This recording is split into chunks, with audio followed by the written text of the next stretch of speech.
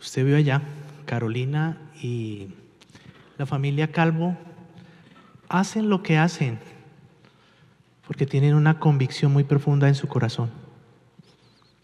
Lo que ellos hacen es el resultado de lo que creen, de lo que para ellos es importante, para lo que ellos es valioso y vital. ¿Sí? ¿Cuántos de pronto de nosotros no nos iríamos como hace Carolina a insertarse en una comunidad, o como hace Daniel, viajes en lancha? Pero lo que los motiva a ellos, como dicen por ahí, es que la tienen clara. La tienen clara porque se mueven, porque en su corazón hay algo que les dice: esto es lo que yo tengo que hacer. Hay algo muy profundo. Hay unos que han dicho: no, pero estos están locos. Sí, esto les falta una tuerca, pero no es eso. No, yo pienso que es una convicción muy profunda de lo que hay en su corazón. Y yo quiero enganchar estos videos con nuestro tema de hoy. Yo quiero que ustedes vayan a su bosquejo.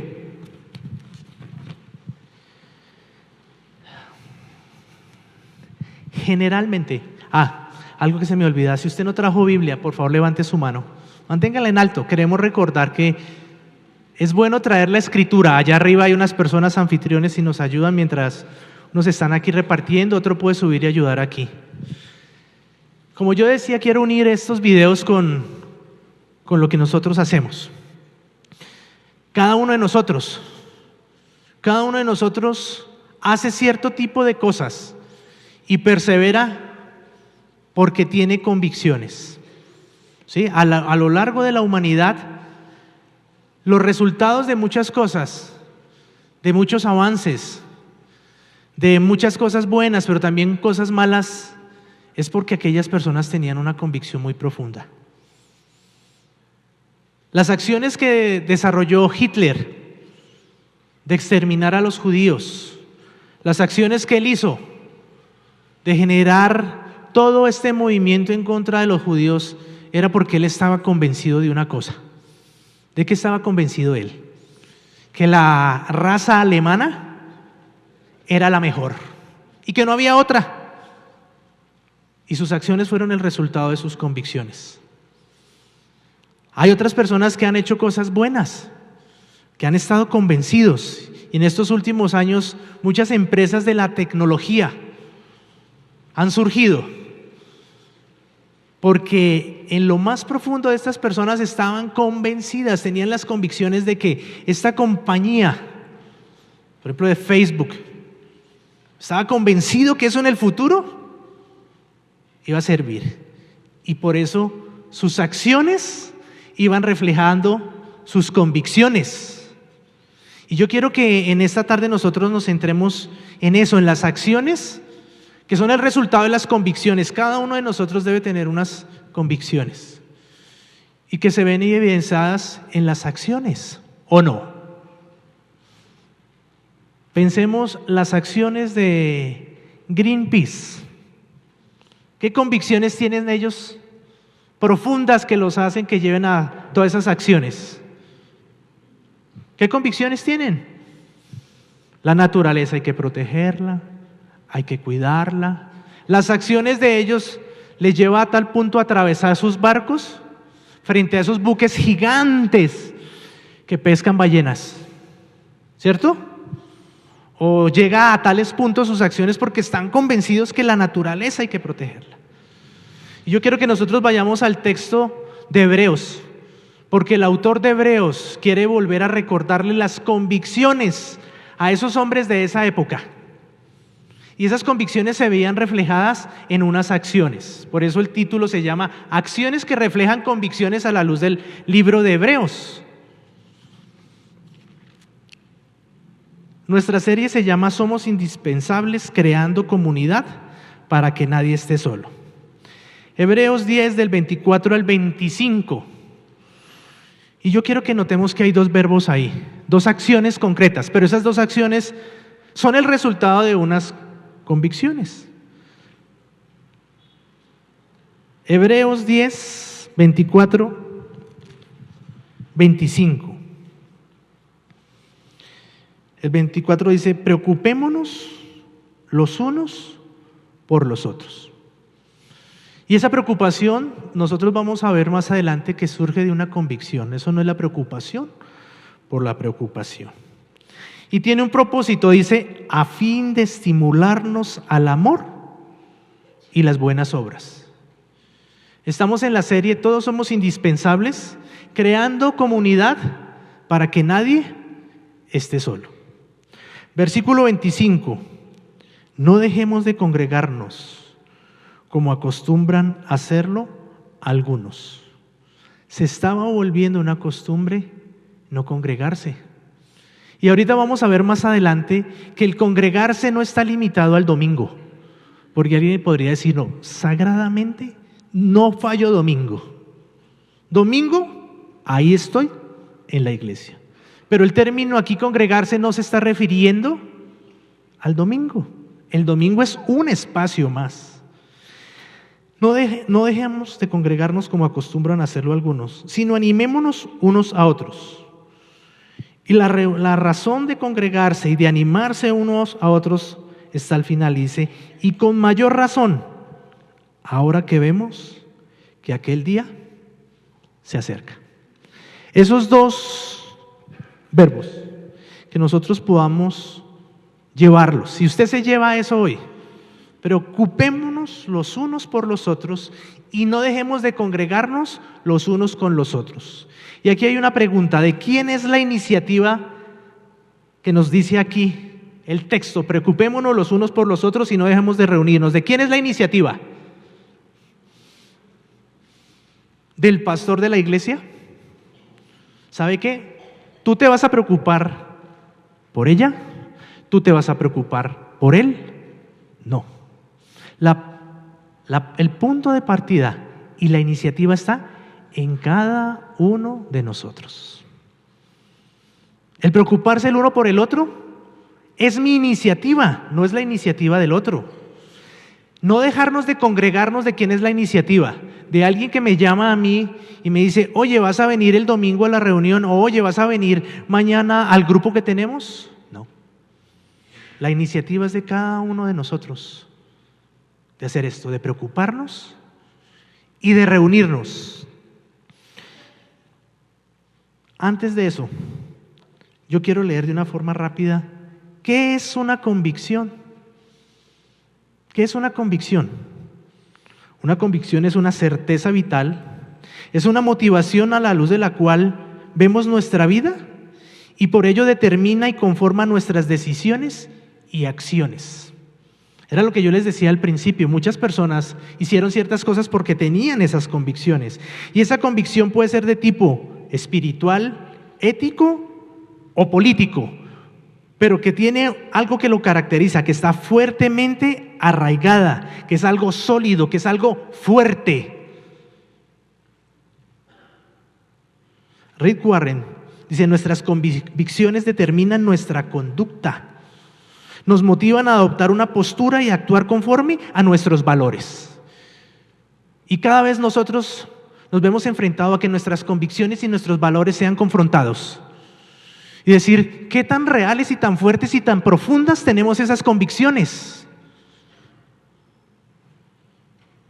Las convicciones bíblicas son esenciales para el crecimiento espiritual y la madurez. Yo necesito como creyente, yo necesito como hijo de Dios desarrollar convicciones profundas.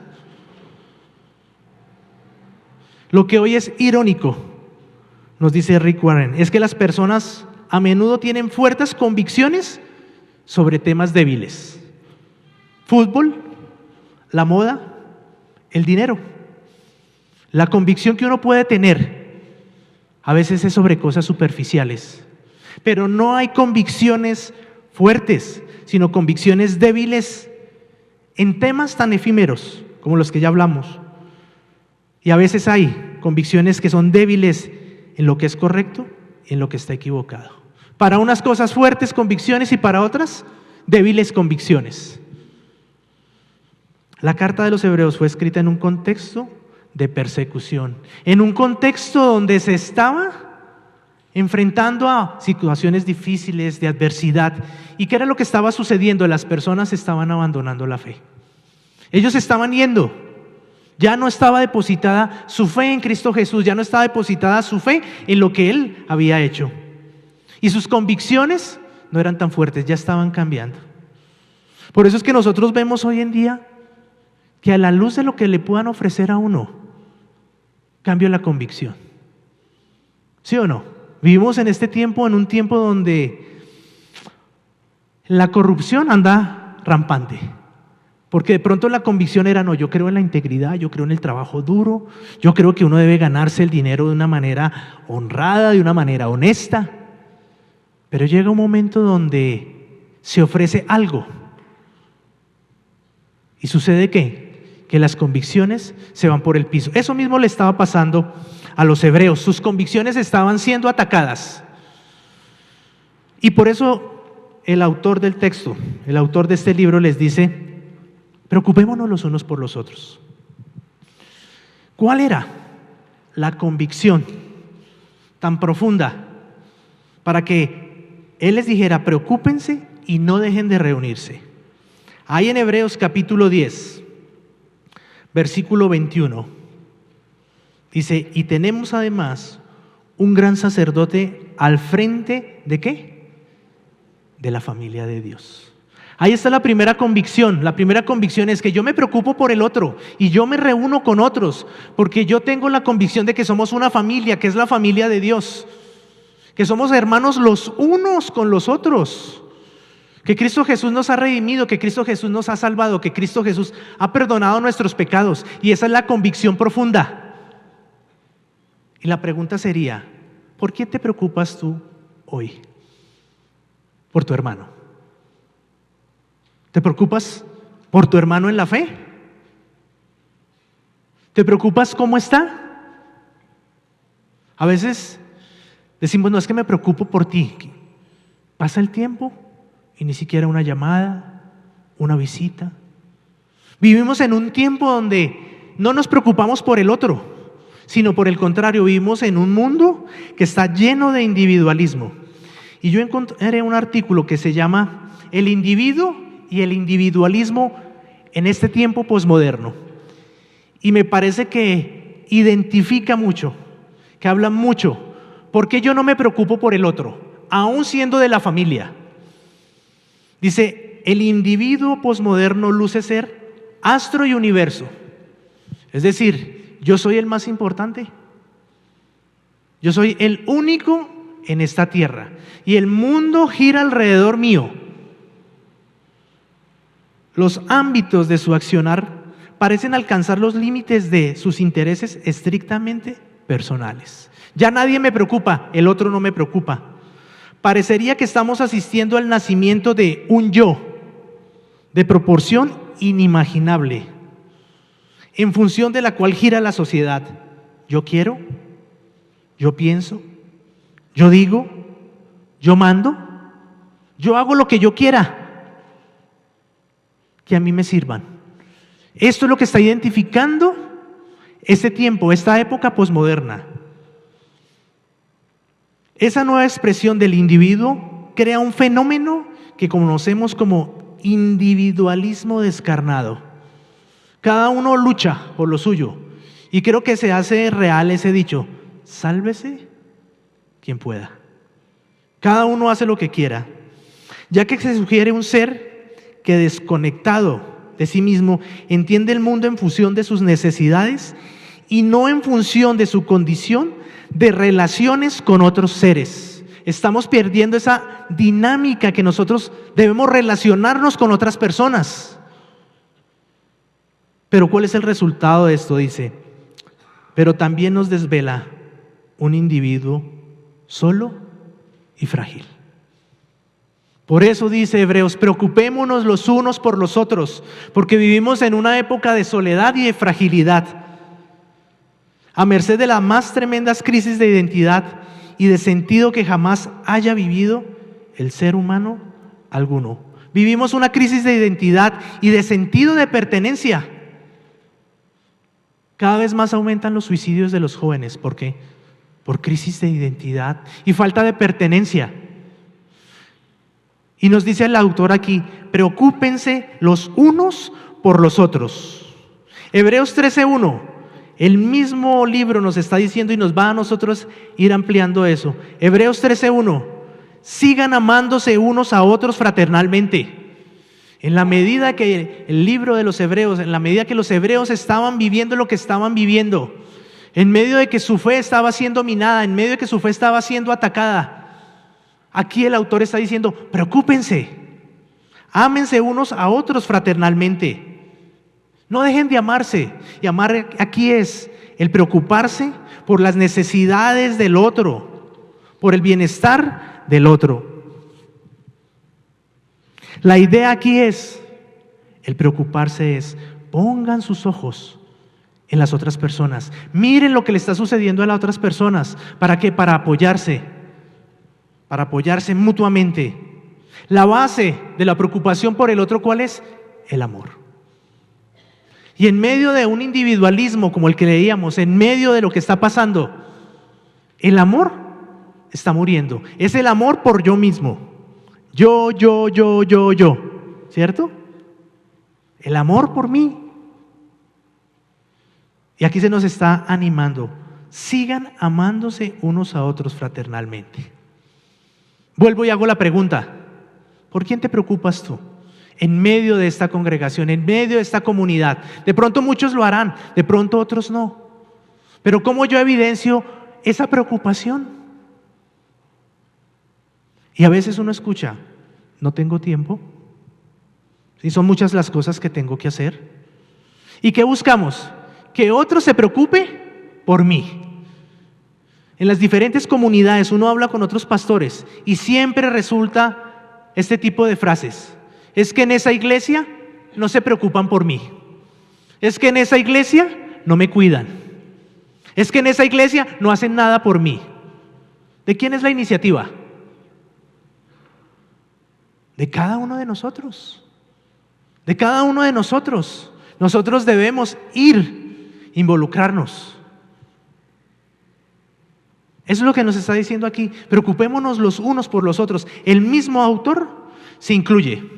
Y en medio de una sociedad individualista, nosotros alimentamos eso cada vez más. Antes había un solo televisor en la casa. Ahora, ¿cuántos televisores hay en la casa? No me voy a poner a hacer una encuesta. ¿Quién tiene 5 televisores en su casa? ¿Nadie? 4. ¿Quién tiene 3? Eso, 3. Bueno, ¿qué genera eso? El individualismo. ¿Sí o no? Yo me voy a mi cuarto, me meto solo, me acuesto, prendo el control y nadie me molesta.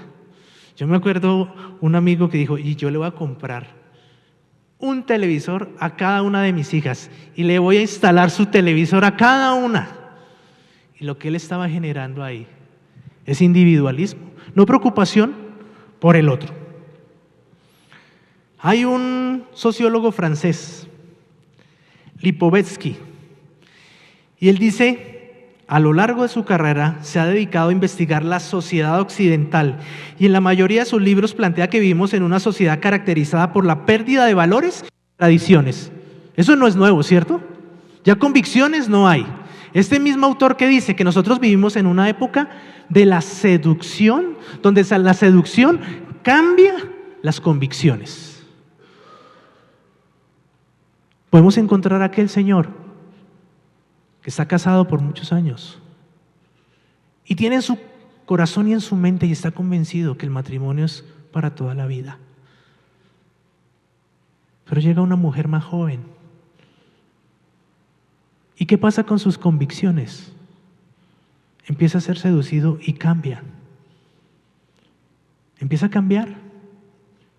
Él dice, vivimos en una época donde prima la seducción por encima de los valores y de las convicciones.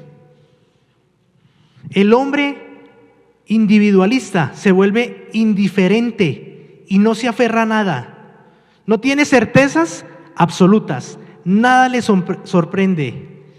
y sus opiniones son susceptibles de modificaciones. Hoy sí, mañana no. Y el autor aquí del texto le está diciendo, preocúpense los unos por los otros. Pero también la preocupación no es por la preocupación, dice, para estimularnos al amor y las buenas obras. Tiene un fin la preocupación por el otro. El otro, al yo verlo, ¿cómo está? Le digo, ¿cómo está tu vida? Y aquí está diciendo estimularse al amor, al hacer el bien a otros. Yo me preocupo por el otro, no solamente por su situación, sino cómo está reaccionando, cómo está actuando, qué está haciendo. Y el mismo texto nos está diciendo a nosotros cuáles son las buenas obras. Dice, para estimularnos al amor y a las buenas obras. Capítulo 13 de Hebreos, versículo 2. No se olviden de practicar la hospitalidad, pues gracias a ella, algunos sin saberlo, hospedaron ángeles.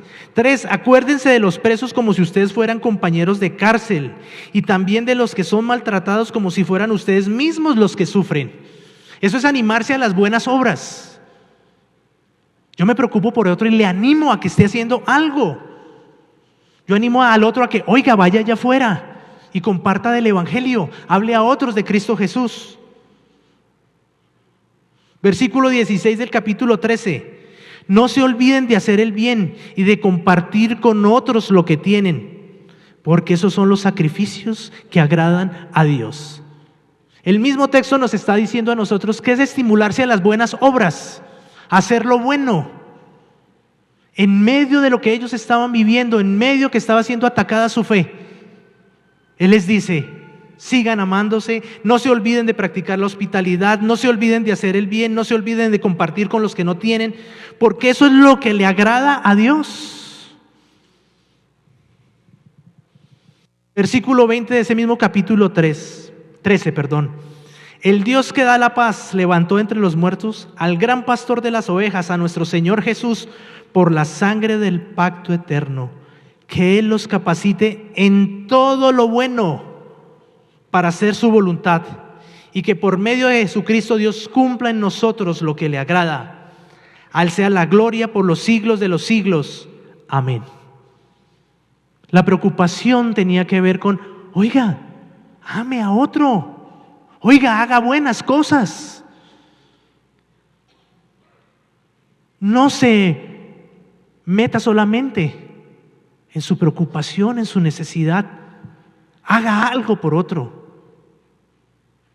Eso es amor y las buenas obras. Pero hay algo más. Hay otra acción que refleja la convicción.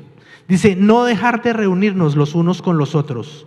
Voy a volverlo a leer. No dejemos de congregarnos como acostumbran a hacerlo algunos, sino animémonos unos a otros y con mayor razón, ahora que vemos que aquel día se acerca.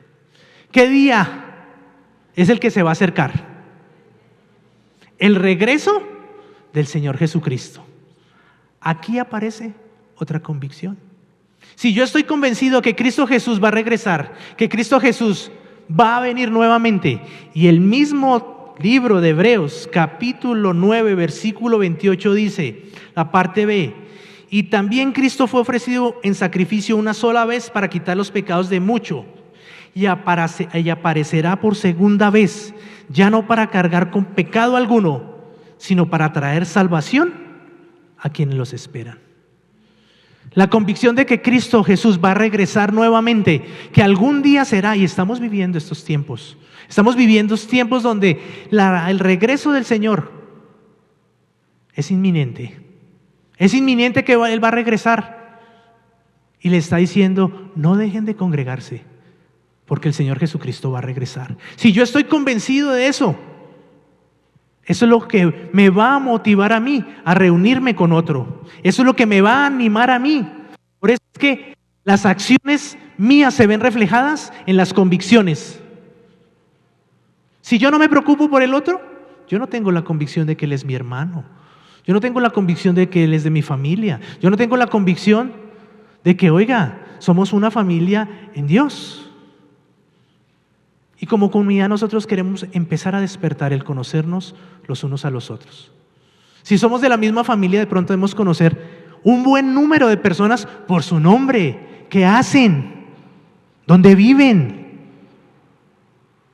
Necesitamos desarrollar esa preocupación, pero también nosotros necesitamos empezar a reunirnos. Se estaba volviendo una costumbre no congregarse. Y como yo les decía al inicio, el congregarse no tiene que ver con la sinagoga en ese tiempo. No era, oiga, vamos todos a la sinagoga y nos reunimos, o vamos todos el domingo a la iglesia y nos reunimos. No, no tenía que ver con el domingo. El domingo es un espacio donde podemos nosotros venir y cantar al Señor y animarnos y estar juntos. Pero en el contexto que estaba hablando aquí, era en diferentes espacios. Es en diferentes espacios y yo voy a tomar la iniciativa. De pronto con 2 o 3 personas, oye, reunámonos. En una casa, en una cafetería, en el trabajo. Yo soy el que tomó la iniciativa. En el primer servicio fue paradójico porque alguien se acercó y dijo, oiga, ¿dónde yo me puedo inscribir para estar en un grupo? Y yo le dije, mira, si tú conoces a 1 o 2 personas dentro de la comunidad, anímalos a reunirte. Porque muchas veces recae sobre la misma comunidad lo que yo decía al principio. Ah, no, a mí no me llamaron. No, a mí no me dijeron nada. Entonces, la iniciativa parte de mí mismo. Yo soy el que debo dar ese paso. Nos reunimos porque estamos convencidos, que pertenecemos a la familia de Dios. Y eso va a evidenciar si nos reunimos o no. ¿Te reúnes aparte del domingo con alguien? ¿Con algunos de tus hermanos? ¿Lo haces? ¿Por qué no nos reunimos? ¿Por qué no nos congregamos? ¿Por qué se vuelve una costumbre no hacerlo? Pensemos. ¿Por qué no lo hacemos? Si estamos convencidos que el texto nos dice que debemos hacerlo porque el día del Señor va a venir, porque Él va a regresar, ¿por qué no lo hacemos? Pensemos. O soy más directo, ¿por qué no lo haces tú? Y quiero que el que diga, lo diga porque, oiga, si no lo hago porque X, Y o Z, ¿sí? No demos las razones por qué, cuál los otros no se reúnen, sino demos la razón por qué yo no me reúno. Porque es muy fácil decir, no, los otros no se reúnen porque es que qué pereza. O los otros no se reúnen porque no hay tiempo. O la gente no se reúne pues porque está muy ocupado en el trabajo. ¿Por qué no te reúnes tú con otros? Yo dije algunos, ¿alguien me puede decir otro? Falta de interés, qué bueno. ¿Perdón? Falta de decisión, falta de compromiso, ¿qué más? Muchos. El pastor Joaquín nos lanzó el reto. Todos somos, ¿qué? Indispensables. O uno puede decir, no, pues yo no hago falta en ese grupo, yo para qué voy por allá. ¿O no? Cada uno puede decir eso. Y la pregunta es, aparte del domingo, ¿te reúnes? Pero yo les voy a dar las razones por las cuales nosotros debemos reunirnos y no dejar de reunirnos. Porque la razón que está ahí es porque el día del Señor está cerca. ¿Y usted sabe qué caracteriza ese día del Señor que está cerca? Lo vamos a leer, Mateo 24. Porque creo que si esto no nos anima a nosotros, pues nada nos va a animar a nosotros, y es que nuestras convicciones no están fuertes. Mateo capítulo 24. Capítulo 24, versículo 3, parte B. Jesús está con las personas y le hacen una pregunta. ¿Cuándo sucederá eso? ¿Y cuál será la señal de tu venida y del fin del mundo? Hebreos está hablando de ese día. Dice, no dejemos de congregarnos, animémonos los unos a los otros, viendo que ese día viene. Versículo 4 del capítulo 24. Tengan cuidado de que nadie los engañe. El autor del texto está diciendo, reúnase, porque si usted no se reúne, usted va a poder ser engañado. Versículo 5, vendrán muchos que usando mi nombre dirán, yo soy el Cristo, y engañarán a muchos. Esa es la razón por la cual nosotros debemos reunirnos con nuestros hermanos, para animarnos los unos a los otros, a exhortarnos. De pronto algún hermano está empezando a ir a otra comunidad o empezando a escuchar otro tipo de doctrina. Como hoy anda por todo lugar. Dice, yo soy el Cristo y engañarán a muchos. Nosotros reunidos con otros hermanos podemos ir y ver qué nos dice la Escritura y no dejarnos de seducir. Versículo 10 del capítulo 24 de Mateo, en aquel tiempo muchos se apartarán de la fe. ¿En cuál día? Cuando el día del Señor venga. Y estamos viviendo eso. Conocemos personas alrededor nuestro que se han apartado de la fe. La fe en Cristo Jesús, la fe en lo que ha hecho Él a través de la sangre derramada en la cruz. Muchos se apartarán de la fe. Unos a otros se traicionarán y se odiarán. 11. Y surgirá un gran número de falsos profetas que engañarán a muchos. Y créame que el movimiento profético hoy está en boga, ¿o no? Muchos van a esas iglesias donde te van a profetizar lo que te va a pasar a ti, lo que te van a decir. 12. Habrá tanta maldad que el amor de muchos se enfriará. Esa es una de las razones por las cuales nosotros debemos de reunirnos, no dejar de congregarnos, porque el amor de muchos se enfriará. El amor por Dios, el amor por los hermanos. ¿A causa de qué? De la maldad. Vivimos en un tiempo donde hay mucha maldad y el amor se empieza a enfriar, ¿o no? Cada uno de nosotros puede vivir momentos y tiempos de crisis de fe. Oiga, ¿será qué sentido tenga que yo me reúne con gente a estudiar la Biblia? Eso es como raro. Oiga, que Cristo murió por mí en la cruz, que eso es por fe. Cada uno de nosotros ha pasado por momentos de crisis de fe. Oiga, pero eso no es cierto. Pero aquí nos está diciendo que habrá tanta maldad. 13. Pero el que se mantenga firme hasta el fin será salvo. La manera de mantenernos firmes es no dejar de congregarnos, de reunirnos en los grupos pequeños, en diferentes lugares. Necesitamos estar convencidos de que es algo que necesitamos como cuerpo de Cristo. Versículo 24 del capítulo 24. Porque en aquel día del que está hablando Hebreos, surgirán falsos cristos y falsos profetas que harán grandes señales y milagros para engañar. ¿Se les hace conocido noche de sanidad y milagros? Dice que grandes profetas harán grandes señales y milagros para engañar. Y en medio de esa sanidad y milagros, ¿qué es lo que se mezcla? Se mezcla pedir dinero, siembre, prosperidad, sanidad. Porque surgirán falsos cristos y falsos profetas que harán grandes señales y milagros para engañar. Y dice, de ser posible, aún a los elegidos. Cada uno de nosotros corre un gran peligro de ser engañado. Y por eso el texto nos dice, no dejen de congregarse para animarse los unos a los otros. No es solamente el domingo. Yo puedo solo, tranquilo.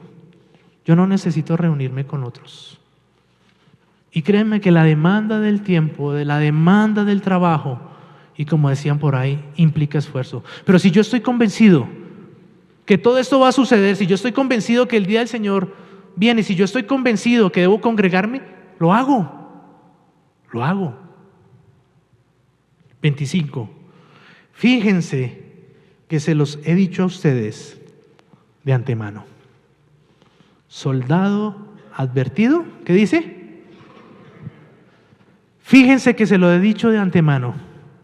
Por eso el autor de Hebreos estaba diciendo, oiga, no dejen de congregarse porque el Señor va a regresar.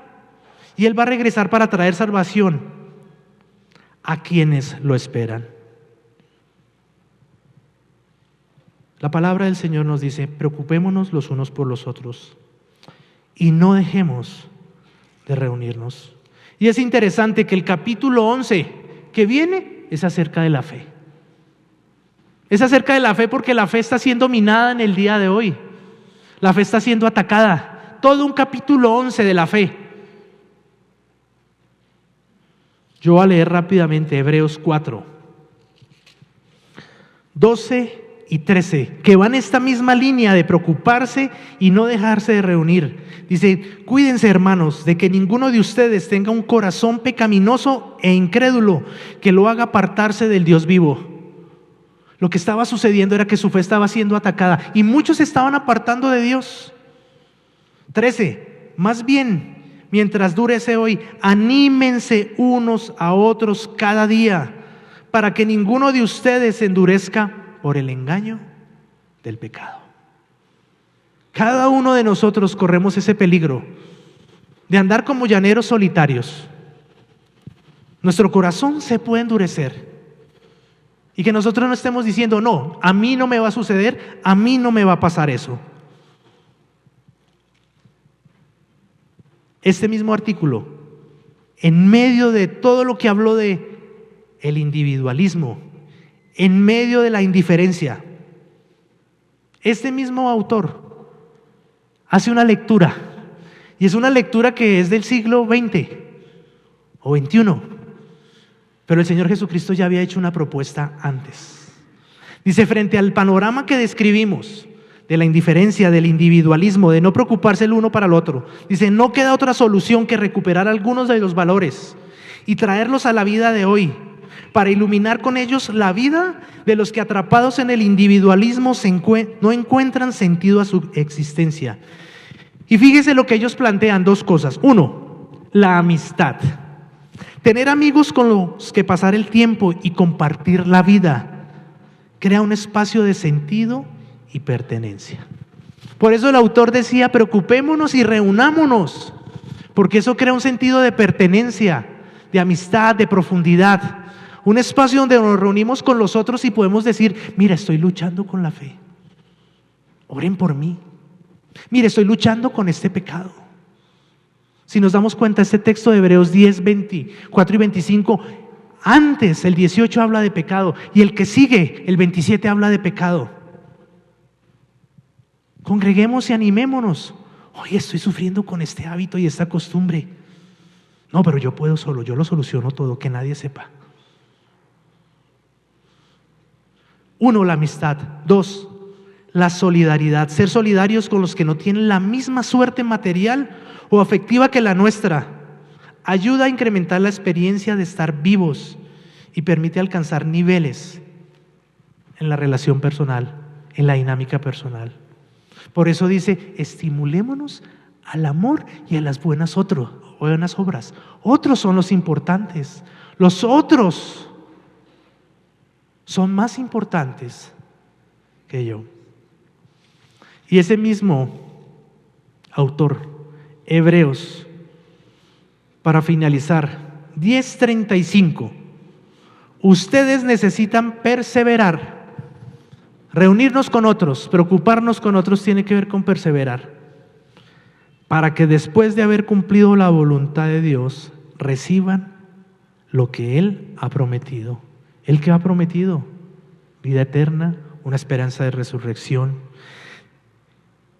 Cumplido la voluntad de Dios, reciban lo que Él ha prometido, pues dentro de muy poco tiempo el que ha de venir vendrá y no tardará. Jesús vuelve. Esa es nuestra esperanza, por eso nos reunimos. Pero mi justo vivirá por la fe, y si se vuelve atrás, no será de mi agrado. Muchos de los hombres y mujeres en el tiempo de los hebreos estaban volviendo atrás. 39 para cerrar. Pero nosotros no somos de los que se vuelven atrás y acaban por perderse, sino de los que tienen fe y preservan su vida. Por eso es importante que nosotros nos preocupemos y nos reunamos con otros, porque nosotros no somos de los que vuelven atrás. Hay muchas personas que han abandonado la fe en Cristo. Vamos a orar, inclinemos nuestro rostro y vamos a darle gracias a Dios por su palabra en esta tarde. Señor, reconocemos que vivimos en un tiempo difícil. El mismo texto nos dice que muchos se apartarán de la fe. El mismo texto de Mateo nos dice que el amor de muchos se enfriará por causa de la maldad. No solamente el amor hacia otros, sino el amor hacia ti. Padre, permítenos afianzarnos en nuestras convicciones de que pertenecemos a una familia, que pertenecemos a la familia de Dios y queremos preocuparnos por nuestros hermanos, pero esa preocupación va allá afuera por otros. Compartir, Señor, lo que tú nos has dado con otros allá afuera, compartir el mensaje de la salvación que tú nos has dado a otros. Señor, hay acciones que reflejan convicciones y otra convicción es que tú vas a regresar, que tú vas a volver, Señor, y por eso nos reunimos con otros, por eso nos animamos a otros, por eso, Señor, estudiamos la Escritura, porque fácilmente nos podrán engañar, porque fácilmente nos podremos apartar. Padre, que nosotros podamos reconocer que somos indispensables dentro de la familia tuya. Que nosotros podamos tener ese convencimiento, Padre del cielo, que necesitamos reunirnos con otros en diferentes espacios, no solamente el domingo, porque son espacios de madurez espiritual, de crecimiento, de abrir el corazón, de fortalecernos, de madurar en la fe. Vivimos tiempos difíciles, Señor. En la actualidad, la maldad, Señor, anda rampante. Señor, parte de nuestro lema es creando comunidad para que nadie esté solo. Y esta tarde tú nos has dicho, Señor, a través de estos dos verbos, a través de estas acciones, cómo podemos hacer comunidad. Glorifícate, Señor, en nuestras vidas y que tu palabra, Señor, dé fruto en el día de hoy.